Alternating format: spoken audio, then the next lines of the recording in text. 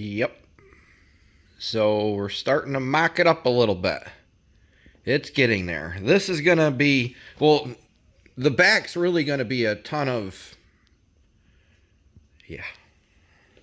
But the front, which I knew this was going to happen, I might have mentioned this from the get-go, I don't remember.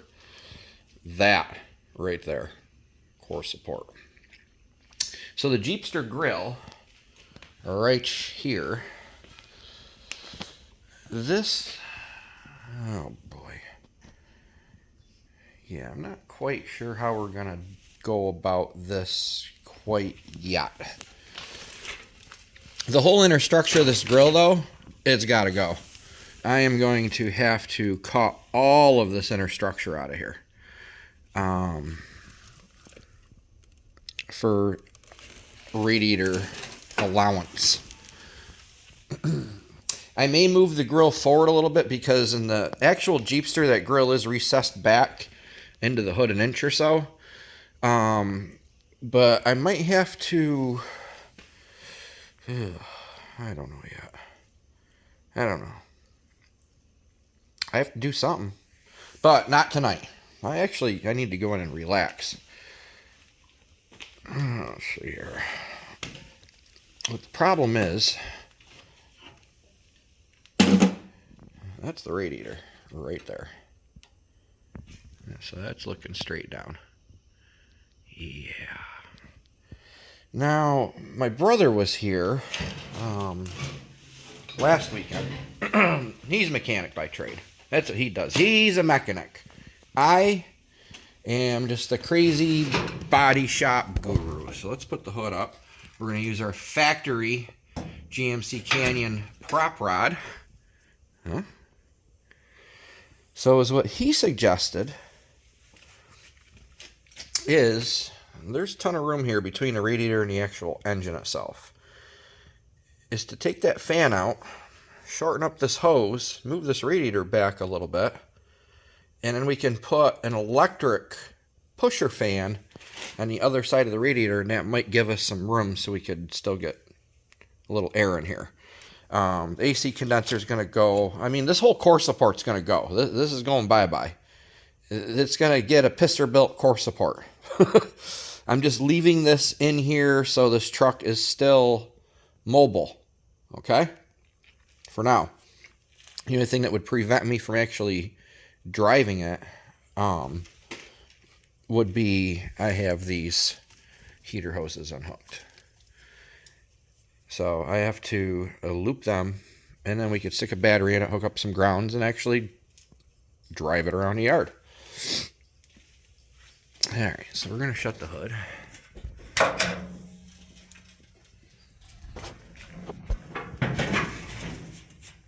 And this hood fits awful. But the hood, when I bought this thing, the hood wasn't... I think the hood was on it, but it wasn't really on it. But the hood fitting awful has nothing to do with what I did. I think it's got a tweaked hinge or something like that. I have the front door gaps where I want them. Okay. Windshield's on it. So another thing I don't like so far, which I'm going to have to play with this, is when you sit in here, you're sitting pretty low. Alright, so I'm going to put you right where my glasses are. Right there. It's not awful. It's not awful, I guess. But I'd like to be a little bit higher up. And I am 5'9". But it'll work. It will work. So, like down there, we have to fabricate all sorts of stuff. Same thing on this side. So the Jeep to right here is 39 inches off the ground. It's actually sitting, I think, a little bit taller than it did before, which is, I'm okay with that. I am okay with that. So what I'm going to do, I might work on this tomorrow, I might not. I don't know yet. I'm not doing anything more with the front other than I'm going to take the plasma cutter, because I have to skin these fenders right down to nothing. So, of course, it's got a tube that's right in my way. I might not have to cut this tube steel out on the other side, but I do on this side because of all this. Plus, right there is the anti-lock brake controller, and the hood is practically rubbing on it. There's a, the hood's got a lip on it. You can see that. And I mashed all that lip in.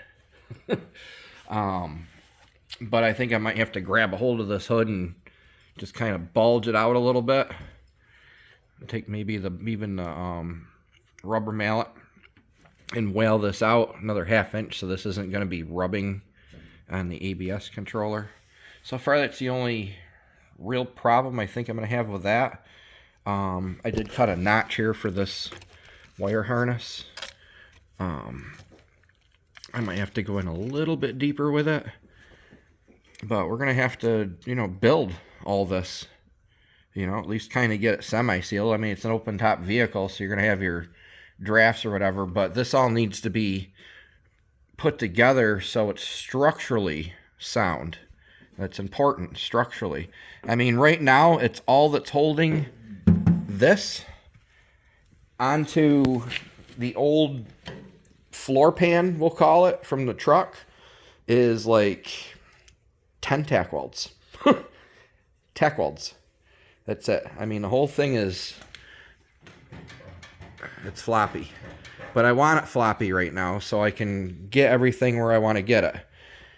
Tomorrow I may, if I work on it tomorrow, is what I might do is lob that off that much. Or maybe I'll go back further. Maybe I'll go ahead further. I think I'm going to meet it right in the middle somewhere. It's not a very long panel. There's going to be welds here, whatever. But is what I want to do is get at least this part semi on this so we can have a good, decent door gap.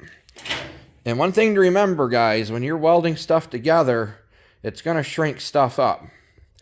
So when you're welding, you see that gap there? So say if you're welding a panel in here, or you're welding a quarter panel on, I've seen guys do it a million times. They'll weld it and it'll actually shrink that gap up. So that's what I have to keep in mind when I'm playing with all this down here. This is all going to get cut out.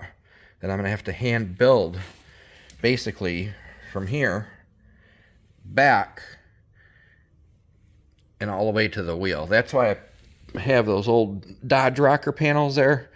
Nice strips, already had them. So I'm going to trim them down, do what I got to do with those. But I at least want to get this part figured out. And then is what I'll do. Once that's all figured out, we're going to set the body on the chassis. I'm going to cut this out of here. And then get it to where I want it. Like I said, I'm just mocking it all up right now. Things are going to be loose. Things are not going to be 100% right. None of this is going to be 100% right. This is a wham bam son bitch right here. All right. And we're winging it. There's no game plan. I've barely used the tape measure. Barely.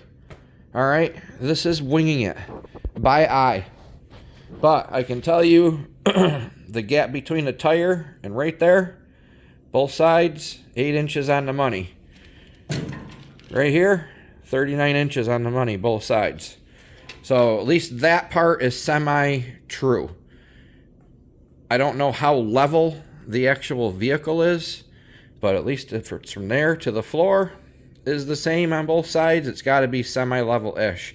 And this floor in this shop is not 100. I mean, you see what I got for a floor here. This used to be a patio. When I bought this house, this was a patio. There was no garage. I put this garage on this house. So this patio wasn't perfectly level, and you know, I don't have freaking $5,000, $7,000 to have a floor poured in here. I'm putting all that kind of money into the building that's going to be the shop, so I'm making do with what I can do. And I actually have a little lift under here, and I do pick cars up. I don't really get under them, but I pick them up enough to change tires or brakes or whatever if I got to on some of my projects. This, I'm sure, will end up on the lift at some point. So this floor is far from level. I put some concrete in here, just wung it, because that was all grass. All right. So, but we're winging it. The old saying goes, my shit always works sometimes. Well, that being said, y'all have a goody. Have a good night. Thank you for all of your support and your comments and sticking with me for all these years. I promised you guys a crazy build a long time ago, and I'm giving it to you. And this is the first time I've ever done something quite like this. First time ever. But I'm just that guy that can figure it out. Like one of you said in a comment a while back, I built a Subaru that you can drive to the lake, drive in the lake, drive out of the lake, and drive home. And that car was great for 4 years until a tree fell on it. And I built that in a yard. I didn't even have a shop. I had like a little, well, it was like a little 20 by 20 building or something. That's when we started this whole channel.